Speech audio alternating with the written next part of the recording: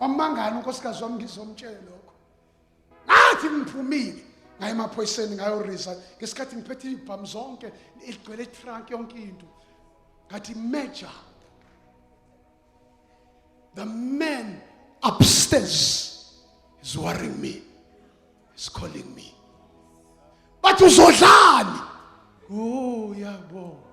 Lelelwa, oh yabo, lelelwa, etabani gachawa, oh yabo, lelelwa. Faith is a risk. Iyalingile igama le faith, it's a risk. God akakwazi ukuhamba nomuntu engeyona risk taker. Ngeke umplease uNkulunkulu athi umoya ingcwele nikela ngalo 10,000 ayiseke imali. uNkulunkulu le mali engizo athi nikela. Usathi uNkulunkulu wathi ngitshela ikhumbula into oyifundile ngathi yes encwadini. uNkulunkulu lenceke uyithathile wathathi ngizokukhombisa izinto zabazalwane abanye baze bafa bengayitholanga. Abanye basekhona ba prophetwa bathiwa sibona ukuthi nawe sibona amabhizinisi kodwa bakakutholi. Wathi ngikhombisa John yenyukela ngaphezulu yenyukela ngapha.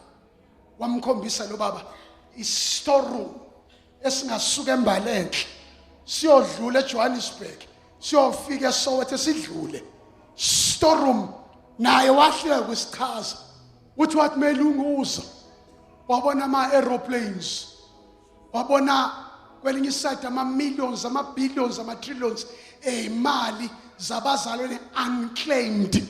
Abanye sebesemanca uthi wabona amabhilidi akade benawo kwi-vision kuma-dreams abo. Uthi wabona abanye imlenze abanqanyula imlenze kade bezothandazela abantu abanqanyula imlenze ilimile. Wabona amehlo ama-parts omzimba wabona idumbu ezingavukile. Wathi uNkulunkulu izinto lezi zabazalwane ba prophet kodwa zidinga a special faith ukuyoyilanda lapha. Ayilandwa noma ngani, ayilandwa ngecommon faith, zilandwa ngefaith especial. Mayethi uNkulunkulu akda Abraham bheka phezulu balinzalo yakho balinkanyezi. It means you need faith for that. You need faith for that.